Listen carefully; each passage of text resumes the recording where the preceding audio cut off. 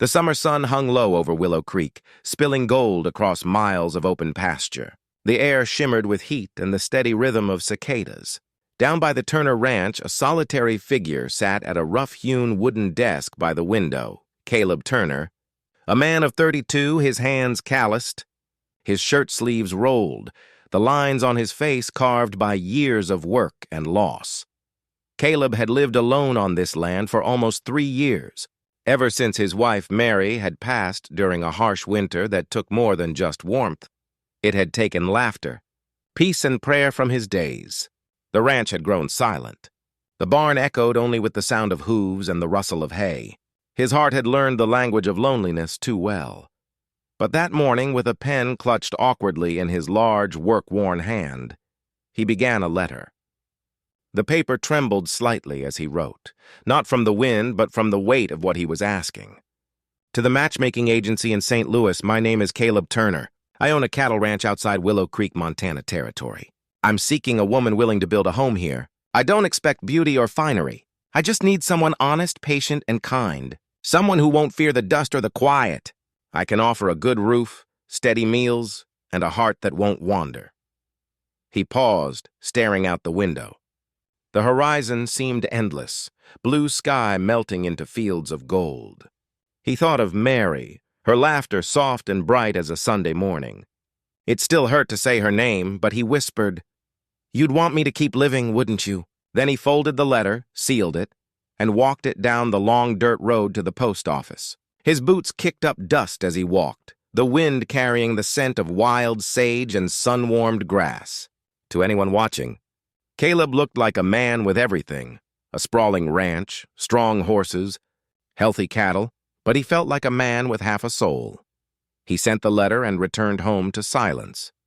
Meanwhile, hundreds of miles east in Boston, a crowded office of the Heart and Home Matchmaking Agency buzzed with typewriters and the rustle of paper. Miss Evelyn Carter, a polished woman in her 40s with a sharp business sense, read Caleb's letter with a faint smile. "A good man," she murmured, "but too simple for our higher-paying clients." She turned to the next desk, where 2 sisters' profiles were waiting. Clara Bell Moore, beautiful and vain, and Lydia Moore, her quieter cousin, who worked as a seamstress in the same building to pay off her late father's debts. Evelyn tapped Clara Bell's picture, the golden curls, the painted smile. "He'll want her," she said with certainty. She attached the photo to the letter and sent it west. But life, as always, had other plans. When Lydia found out about Caleb's letter, her heart stirred. She had read his words, simple, gentle, full of faith, and felt something she hadn't felt in years, seen. She wasn't beautiful like Clara Bell, but she knew about loneliness, about hard work, about loss. She could bake, mend, care for a home, and keep quiet when needed. More than that, she longed to be useful, to belong somewhere she wasn't a burden. When Clara Bell decided at the last minute not to go, turning her attention instead to a wealthy banker, Lydia stood at the train station with trembling hands, holding Caleb's letter close to her chest. She whispered the words over and over, honest, patient, kind. The whistle blew. Steam hissed around her skirts. The train doors opened. And though her heart quaked with fear, Lydia stepped aboard, not as the pretty one he had ordered, but as the one destiny had chosen. Somewhere far out on the Montana plains, Caleb Turner looked toward the sunset and felt a strange peace settle over him, though he couldn't have said why. Perhaps he sensed that his letter had reached more than a stranger. It had found the woman meant to change his life forever. The train shuddered as it pulled away from the Boston station, iron wheels screeching against the rails. Lydia Moore sat pressed against the window, her gloved hands folded tightly in her lap. Steam drifted past the glass, blurring the view of the city fading behind her, a city that had never once felt like home. Her small carpet bag rested at her feet.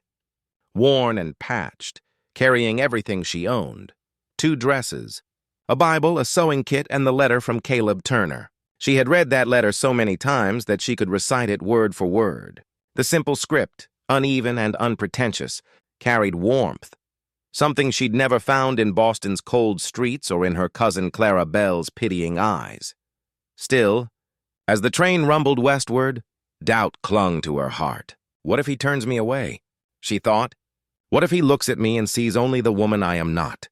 The carriage was filled with chatter, new brides traveling west, children with sticky fingers pressing faces against the glass, and businessmen speaking loudly of fortunes and railroads. Lydia sat quietly, hands trembling as she touched the envelope in her coat pocket. Her reflection in the window was pale and uncertain. The soot and wind had already loosened her hair from its pins. She didn't look like a woman about to meet her destiny. She looked like someone running away.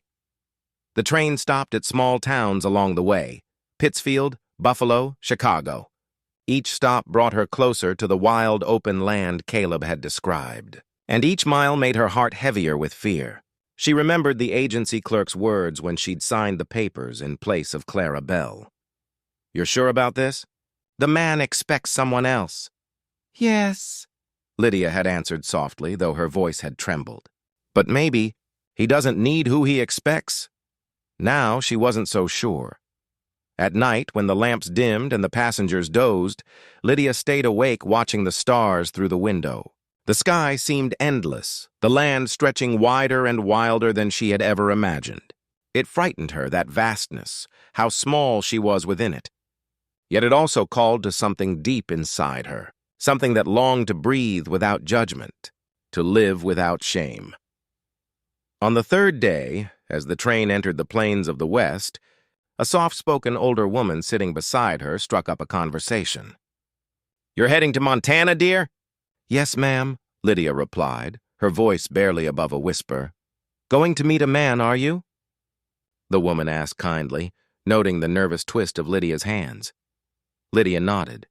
"I am. He doesn't know me yet." "Not really," the woman smiled knowingly. "Then you show him who you are. That's all any good man needs." Those simple words stayed with her as the train roared across the endless fields. She tried to imagine Caleb Turner, the man who had written so simply about faith and kindness. Would he be tall, stern? Would his eyes soften when he smiled? She pictured him standing beside a barn, hat in hand, waiting. But every time she did, the same fear returned. What if disappointment flickered in his eyes when he saw her instead of the woman from the photograph? When the train finally crossed into Montana territory, the land changed, wilder, broader, with rolling hills that looked like waves frozen in time. The sky burned with color at sunset, streaks of crimson and gold spilling across the horizon. Lydia pressed her forehead against the window and whispered a prayer. "Lord, give me courage. If this isn't where I belong, then turn me around. But if it is, help me to be enough." As the whistle echoed across the plains and the final station drew near, Lydia gathered her things with trembling hands. The moment was coming, the one she both feared and longed for.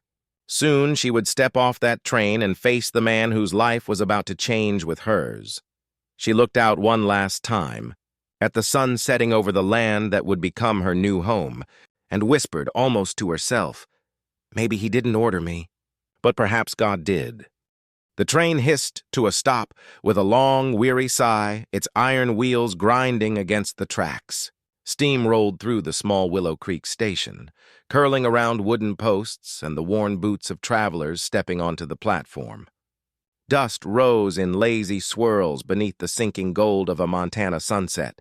Lydia Moore stood frozen at the train's door, her gloved hands tight around the handle of her carpet bag. Her heart pounded so loudly she thought the other passengers might hear it. After days of travel, it had come to this. One final step between the life she'd left behind and the life waiting before her. She drew a deep breath and stepped down. The platform was nearly empty. A few ranch hands waited for supplies. A mother soothed a crying child, and near the far end stood a tall man with broad shoulders and a weathered hat in his hands. He wasn't dressed in finery or city polish. His clothes were simple: dusty denim, a clean but faded shirt, and a long brown coat that carried the scent of the open range. His hair was sun-streaked, his face tanned by work and wind. Lydia knew, instantly, that he was Caleb Turner.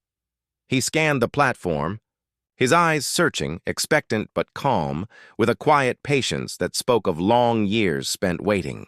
Lydia felt her breath catch. He wasn't handsome in the polished sense, but there was something solid and steady in him, something that made her want to trust him. She walked toward him slowly, every step heavy with fear. He looked up then, and their eyes met, his clear and steady, hers full of apology she hadn't yet spoken. "Mr. Turner?" she said softly. He nodded, his gaze flicking uncertainly over her face. "Yes, ma'am. You must be Miss Moore." Lydia swallowed hard. The lie pressed at her chest like a stone. "I am Lydia Moore." Her voice trembled. "But I need to tell you something before we go any further." Caleb's brow furrowed slightly, though his tone stayed gentle. "All right." She held out the letter he'd written, now creased and soft from being read too often. "You wrote this, asking for a wife who was honest, patient, and kind." "I did," he said quietly. "And I meant every word." Her hands shook as she continued. "The woman in the photograph the agency sent you, she isn't me. She's my cousin, Clarabelle. She chose not to come." Lydia looked down, voice breaking. "I know I'm not what you expected. I'm not the pretty one you ordered."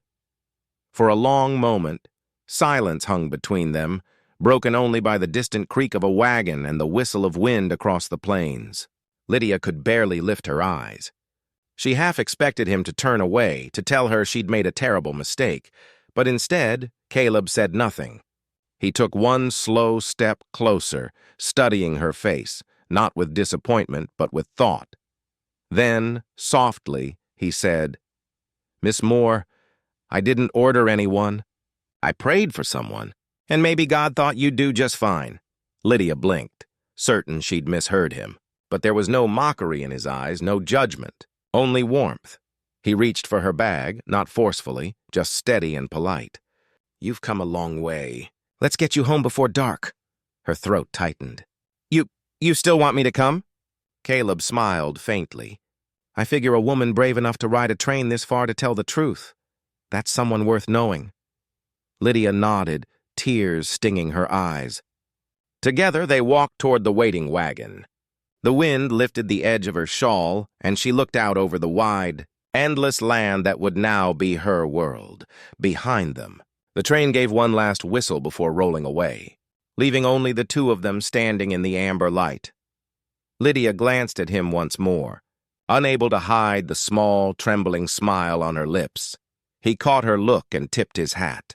"You may not be the one they sent me, Miss Moore," he said gently. "But maybe you're the one heaven sent instead." And though neither of them said another word, the evening air around them seemed to hum with quiet promise, the kind that only begins when two souls finally step toward the life they were meant to share.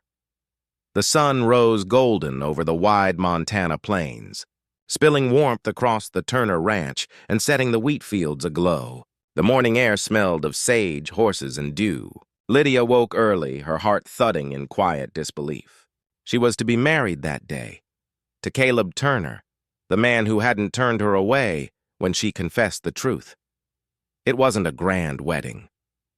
There would be no church full of flowers, no polished shoes or lace veils like the city brides had. Yet, as Lydia stood in front of the small mirror in the ranch house's spare room, pinning her brown hair up beneath a simple bonnet, she felt something she hadn't in years, worthy. Her wedding dress was one she had sewn herself, cream cotton with faint blue stitching at the sleeves. It wasn't new, but it was clean and carefully pressed. She traced the hem nervously, wondering if Caleb would regret his kindness once he saw her like this, plain and trembling. Outside, the ranch hands had finished their morning chores and were setting up a small space beneath the great oak tree by the church at the edge of town. A handful of friends had gathered, mostly neighbors and men who worked Caleb's land. The preacher stood ready, Bible in hand, as a soft wind rustled the leaves above them. Caleb waited near the altar, dressed in his best shirt and a coat brushed clean of trail dust. He wasn't a man of many words, but that morning he couldn't stop thinking. Just days ago, he'd believed he wanted beauty, a woman to make his home bright again after years of loss. Yet when Lydia had stepped off that train, honest and trembling, He'd felt something else entirely. Peace. When she finally walked toward him, led by one of the ranch wives, Caleb's chest tightened. She wasn't adorned in ribbons or jewels, but there was a quiet grace about her, the kind that didn't shout to be seen.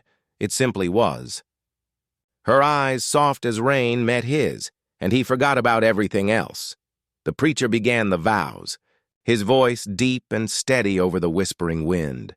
"Do you, Caleb Turner, take this woman, Lydia Moore, to be your lawful wedded wife through dust and drought, through hardship and harvest, until death do you part?" Caleb didn't hesitate. "I do." Then the preacher turned to Lydia. "And do you, Lydia Moore, take this man to be your husband, to share his burdens, to walk beside him through whatever may come?" Lydia's voice shook as she spoke, her eyes glistening. "I do."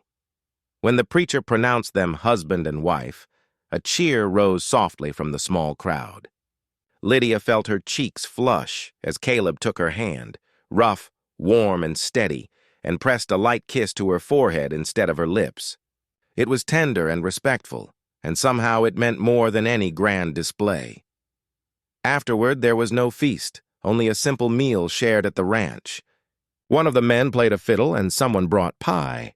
Lydia served coffee and laughed softly when Caleb's old foreman winked and called her Mrs. Turner. She wasn't sure she'd ever get used to that name, but it felt right, like it had been waiting for her all along. Later, when the sun sank and the guests had gone, Caleb led her to the porch where the land stretched out in quiet gold. They sat side by side listening to the night birds. Lydia's hands rested nervously in her lap until Caleb spoke, voice low and steady. "I know this ain't what most folks would call a grand start," he said, glancing at her shyly. "But I figure the best things start small, like seeds. You plant them, tend them, and someday they grow into something strong." Lydia smiled, her heart aching in the gentlest way. "I've never had much, Mr. Turner," she whispered, "but I can promise I'll tend what we have." He looked at her then, really looked, and his voice softened. "Then I reckon we'll be just fine, Mrs. Turner." As the stars began to rise over the plains, Lydia leaned her head against his shoulder.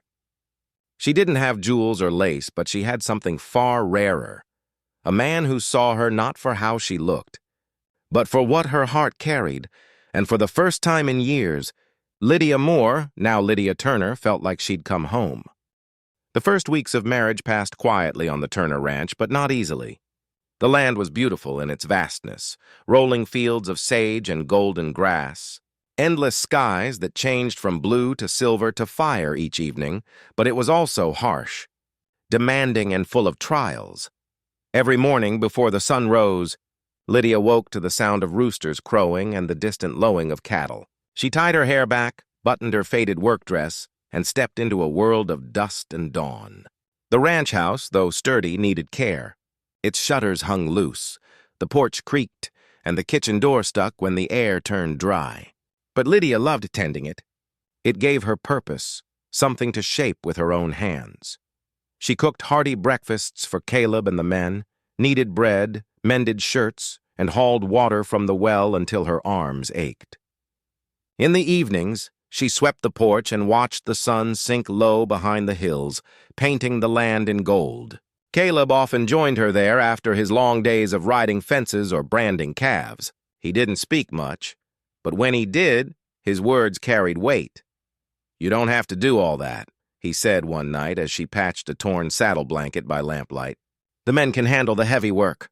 Lydia looked up, smiling faintly. "And what would I do then? Sit and count stars?" Caleb chuckled, shaking his head. "You're tougher than most of them, I reckon. But not everyone on the ranch was as kind. Some of the ranch hands, especially the younger ones, muttered behind her back. "That's not the bride he ordered," one said when he thought she couldn't hear. "He could have had that fine lady in the photograph." The words stung more than she let on. That night, while washing dishes, she paused at the window, her reflection dim in the lamplight. "Not the one he ordered." The phrase echoed in her head like a cruel song. Her chest tightened and she blinked away tears before Caleb could see. Still, she carried on. She learned the rhythms of the ranch, the call of coyotes at night, the smell of rain before it came, the way Caleb's horses always seemed to sense his approach. Sometimes, when she brought him lunch in the fields, she'd catch him watching her, a soft, unreadable look in his eyes. He never said much, but his silence felt full. One evening, a dust storm rolled in sudden and fierce. The sky turned copper and gray, and the wind howled like a beast. Lydia ran to latch the windows, coughing as grit filled the air. Caleb burst through the door, face streaked with dirt, shouting over the storm.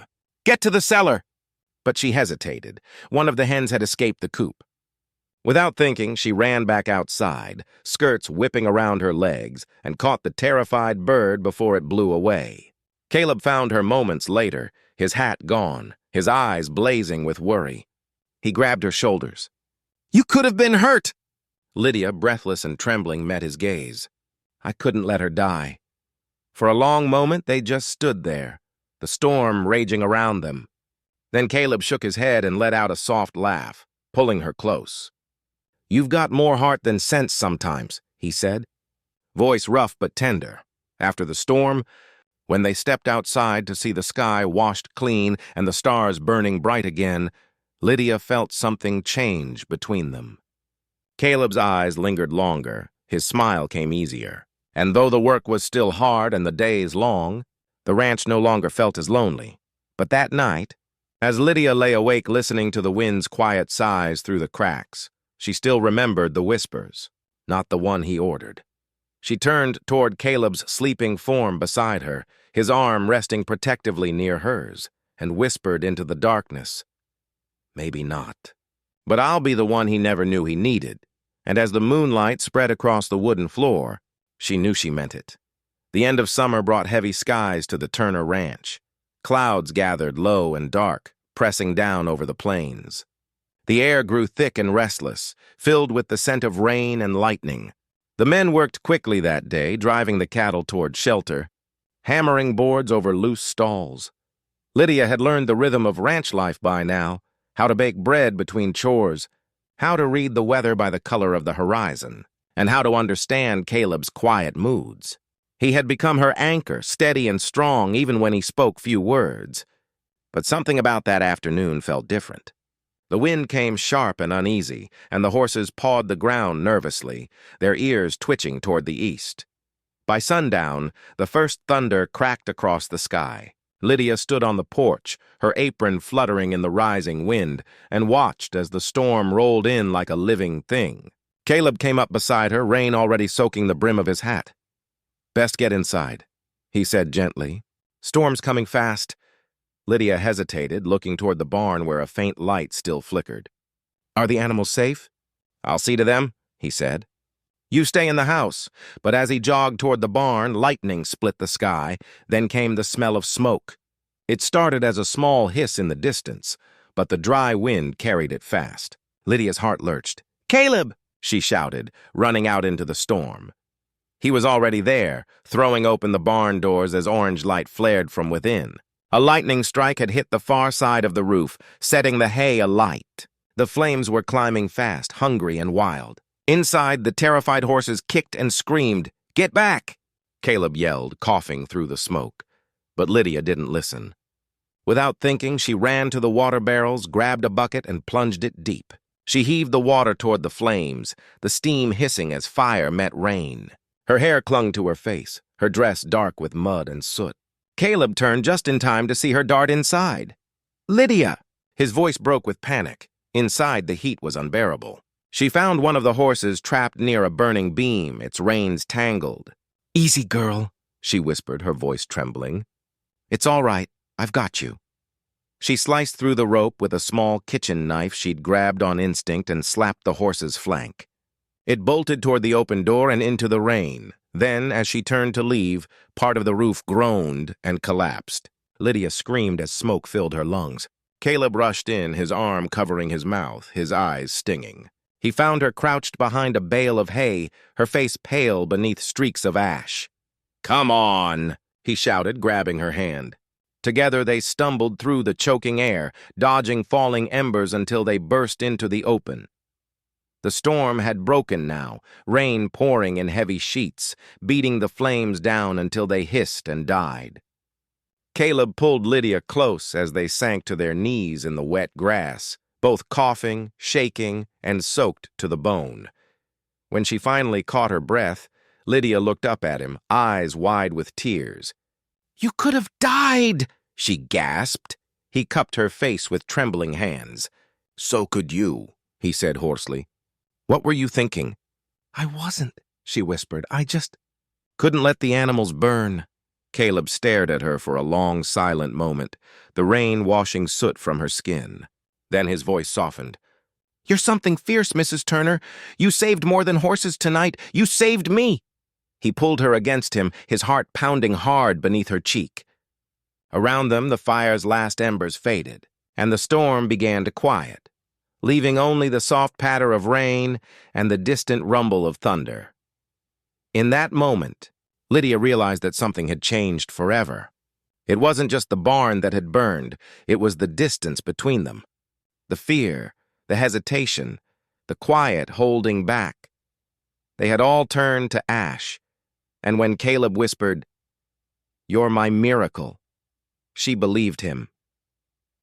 For days after the fire, the ranch was quiet, eerily so. The barn stood half-charred but still standing, its blackened beams a reminder of what had nearly been lost. The scent of smoke lingered in the air long after the flames were gone. Inside the house, Caleb Turner lay in bed, his arm bandaged, a burn running along his shoulder where a falling beam had caught him. Lydia sat beside him, keeping vigil. Her hands were red and raw from smoke and work, but she didn't care. She'd barely slept since the fire, tending to him with steady, gentle care. She changed his bandages, cooled his fever with wet cloths, and sat through long nights whispering quiet prayers she hadn't spoken in years. The first few days, Caleb said little. Pain and exhaustion kept him silent, though his eyes followed her every move. Once, when he woke in the dim light of dawn and saw her asleep in a chair beside his bed, her head resting on her folded arms, he felt a tug deep inside his chest, a mix of gratitude, awe, and something far more tender. By the end of the week, he was able to sit up, the color returning to his face. Lydia was ladling soup into a bowl when he spoke for the first time in days. "You've hardly left my side," he said softly, his voice rough from disuse. She looked up, startled. "I couldn't," she replied simply. "You saved me. I wasn't about to leave you when you needed saving in return." Caleb smiled faintly, his eyes warm despite the bandages. "Reckon you're a stubborn woman, Mrs. Turner," Lydia blushed, setting the bowl down on the table. "Someone has to keep you alive, Mr. Turner." They shared a small, quiet laugh, the first since the fire. The heaviness between them began to ease, replaced by something gentler, deeper.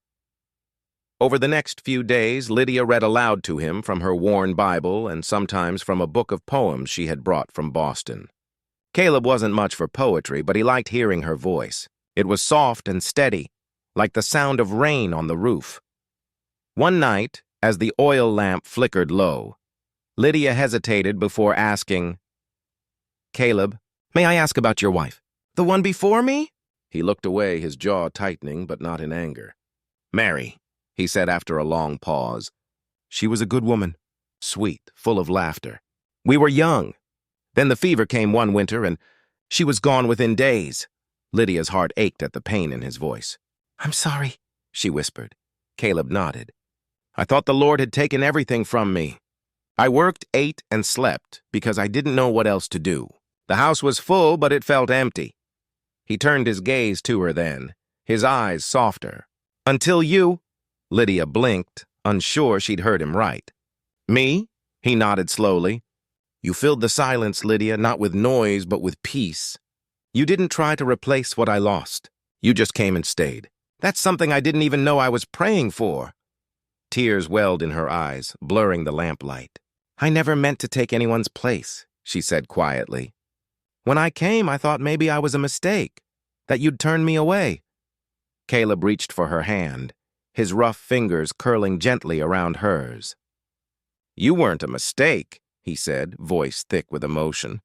"You were an answer, maybe not to the letter I wrote, but to the prayer I never said out loud."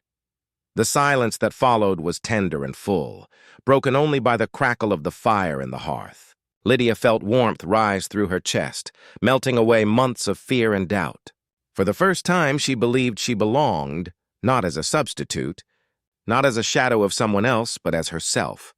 That night, long after Caleb had fallen asleep, Lydia stood by the window, looking out over the moonlit land. The barn, though scarred, still stood. The ranch was alive, and so, she realized, was her heart. She whispered into the quiet, "Thank you, Lord, for giving me more than I ever dared ask for." And outside, the night seemed to listen. Autumn swept over the Turner Ranch in soft gold and amber. The fields turned the color of wheat and honey, and the days grew cool enough for a fire to crackle in the hearth each evening. Lydia had found her rhythm there, her place.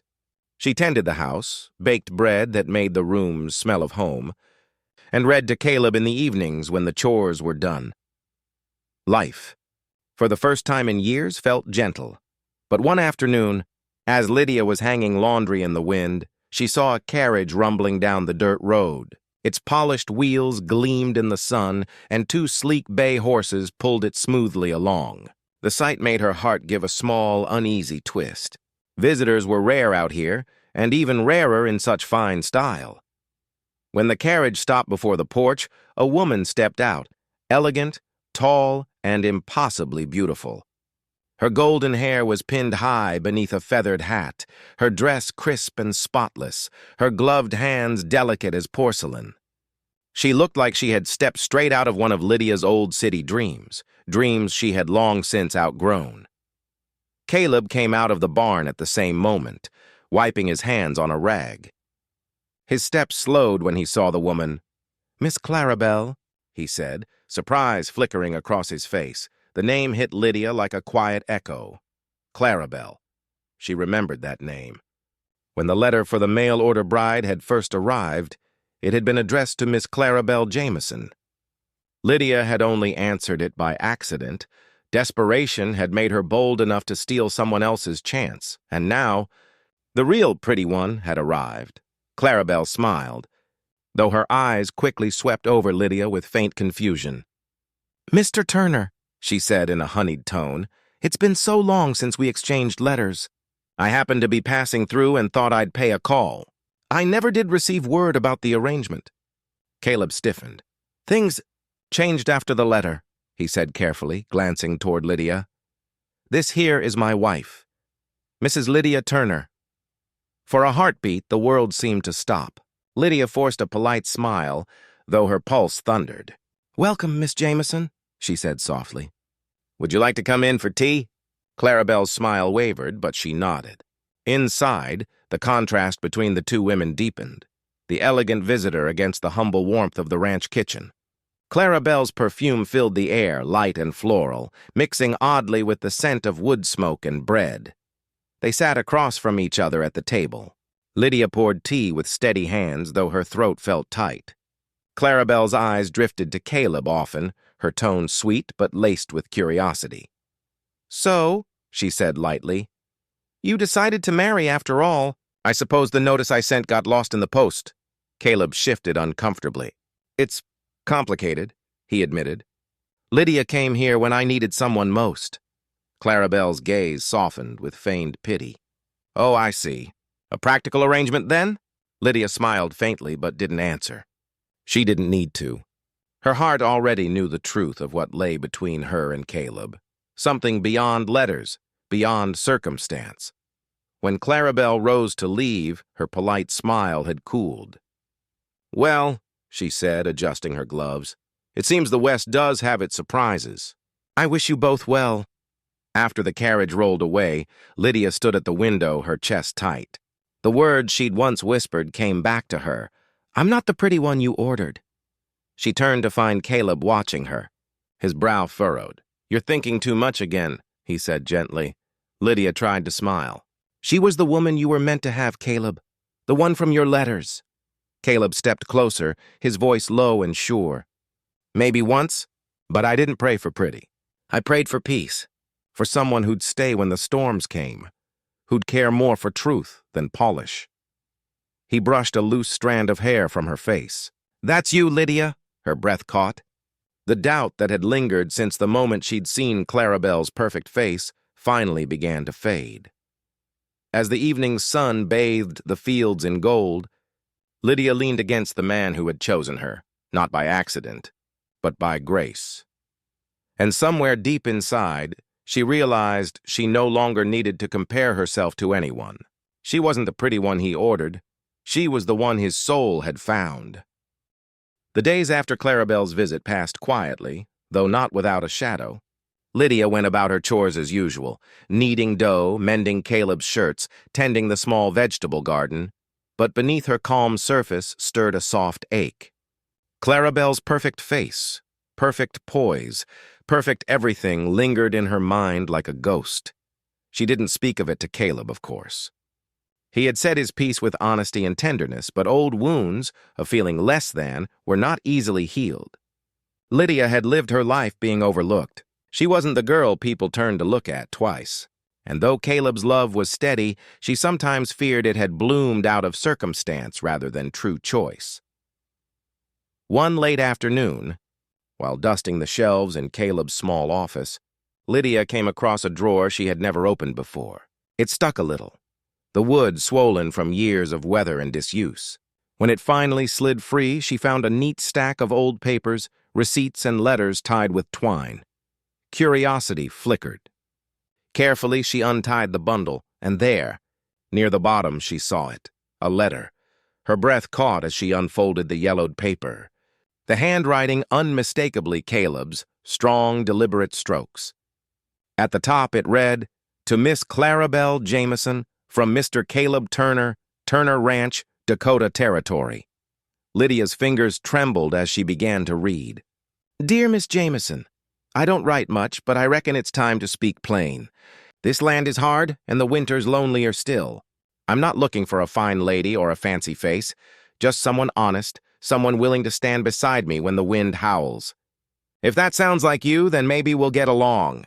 Caleb Turner. Lydia stared at the page, her throat tightening. Not a fancy face, someone honest. Those words struck something deep inside her. All this time, she had carried the guilt of answering a letter that wasn't hers, believing she'd stolen another woman's future. Yet here, in the ink of Caleb's own hand, was the truth. He had never asked for pretty.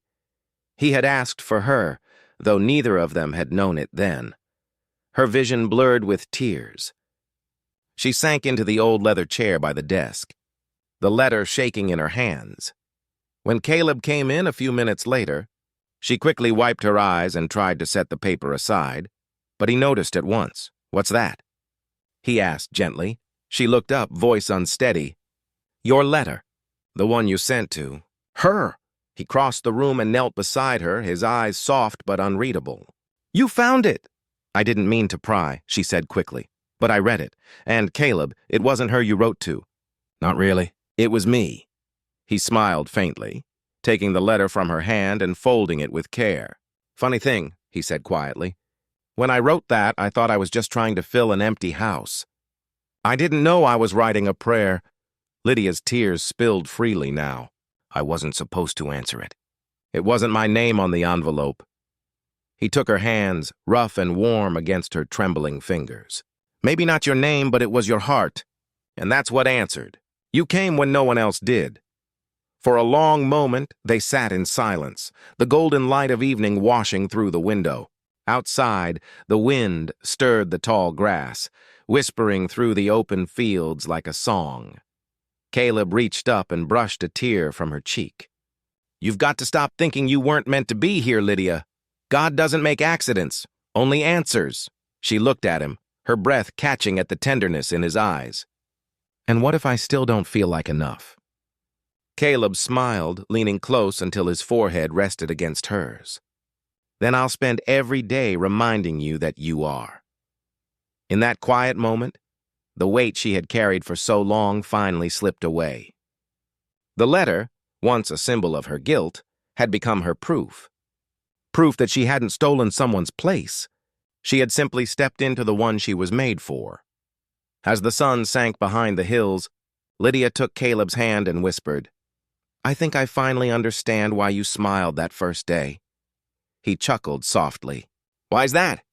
Because you already knew, she said, tears glistening in her eyes. I wasn't the pretty one you ordered, but I was the one you prayed for. Spring came early that year.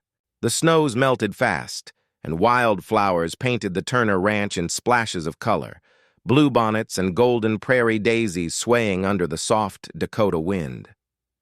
The cottonwoods along the creek were bursting with new green, their leaves whispering like tiny prayers. Life had settled into something Lydia never imagined she would have. Peace. The scars of the fire were gone now, replaced with fresh wood and new beginnings. Caleb had built a new barn, sturdier and brighter than before, and the ranch hands had come to admire Lydia as much as they respected him. Yet there was one thing left undone. One morning, as Lydia was gathering eggs, Caleb appeared behind her, his boots crunching softly on the dirt. You ever think, he began, a teasing smile in his voice, that maybe our wedding was a bit too quick? You never got the kind of day a woman deserves? Lydia turned, a shy laugh escaping her. We married at the courthouse, Caleb. I was dusty, scared, and wearing a dress 2 sizes too big. He reached for her hand, his thumb brushing her knuckles. Then it's time we fix that. Her eyes widened. What do you mean? He grinned, that easy, quiet grin that still made her heart tumble. I mean, Mrs. Turner, we're gonna do it again, proper-like. With a preacher, neighbors, music, and everything in between. The Lord gave us a second chance at life. Seems only right we celebrate it. Lydia felt her throat tighten. But Caleb, I don't need a fancy wedding. He shook his head gently. I know you don't, but I do. I want the world to see the woman who saved my heart and my home. That evening, word spread fast through the valley. The Turners were renewing their vows under the cottonwoods come Sunday. Folks from neighboring ranches promised to bring pies, fiddles, and laughter. Even the wind seemed to carry a note of joy. When Sunday arrived, the sky shone clear and blue. Lydia stood by the creek in a dress she had sewn herself, a simple gown of cream-colored muslin, the hem brushing the soft grass. Her hair was braided with wildflowers, and her hands trembled as she held a small bouquet of prairie blooms. Caleb waited beneath the cottonwoods, his hat in his hands, his heart in his eyes. As Lydia walked toward him, the sunlight poured through the leaves, dappling her face in gold. For a moment, she could hardly breathe. The preacher spoke few words, but everyone sank deep. He spoke of grace, of finding love not by seeking perfection, but by opening one's heart to what God provides. When it came time for vows, Caleb took her hands, rough and calloused, yet gentle as ever. Lydia, he said softly, the day you came to my door, I didn't know I was meeting my answer. You've taught me that love ain't about getting what we order, it's about receiving what we need. You are my peace, my partner, my home. Tears shimmered in Lydia's eyes as she whispered her vows in return. Caleb Turner, you took in a woman who didn't believe she was worthy of love. But you saw me. You showed me that grace doesn't choose the prettiest or the perfect. It chooses the willing. And I'll spend every day trying to deserve the love you've given me. The preacher smiled, raising his hand in blessing. What the Lord has joined once, he has strengthened again. As they kissed, the crowd cheered, and the cottonwood leaves rustled as if heaven itself were applauding. Later, as dusk settled, music filled the air, fiddles, laughter, and dancing under lantern light. Caleb held Lydia close, their foreheads touching as they swayed. You happy, Mrs. Turner? He murmured. She smiled through her tears. More than I ever dreamed. He kissed her hand. Then it settled. You weren't the pretty one I ordered, she laughed softly. But, he smiled, eyes full of quiet devotion, but you're exactly the one I prayed for. And under the cottonwoods, where their story had begun and bloomed, Lydia Turner finally felt what she had always longed for, not to be chosen for her beauty, but to be loved for her heart.